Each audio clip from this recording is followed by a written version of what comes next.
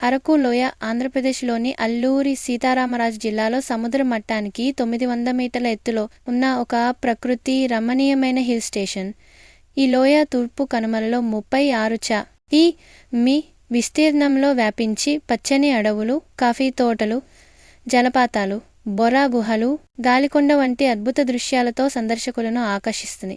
విశాఖపట్నం నుంచి 114 కి.మీ. దూరంలో ఉన్న ఈ ప్రాంతం రైలు లేదా రోడ్డు మార్గంలో చేరుకునే ప్రయాణం కూడా సుందరమైన అనుభవాన్ని అందిస్తుంది. ప్రకృతి అందాలు.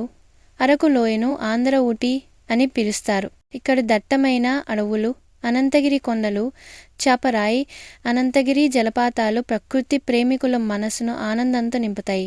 బొర్రా గుహలు సున్నపు రాయి నిర్మాణాలతో సందర్శకులను ఆశ్చర్యపరుస్తాయి.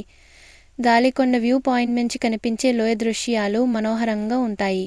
ట్రైబల్ మ్యూజియం స్థానిక గిరిజన సంస్కృతి, కళలను పరిచయం చేస్తూ చరిత్ర పట్ల ఆసక్తిని రేకెత్తిస్తుంది.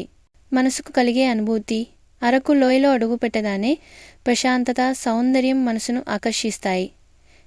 రైలు ప్రయాణంలో సొరంగాలు, కొండవాగులు, జలపాతాలు అద్భుతమైన అనుభూతిని అందిస్తాయి.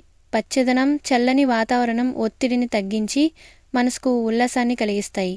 ట్రెక్కింగ్, పిక్నిక్ లాంటి కార్యకలాపాలు సాహసం, ఆనందాన్ని అందిస్తాయి.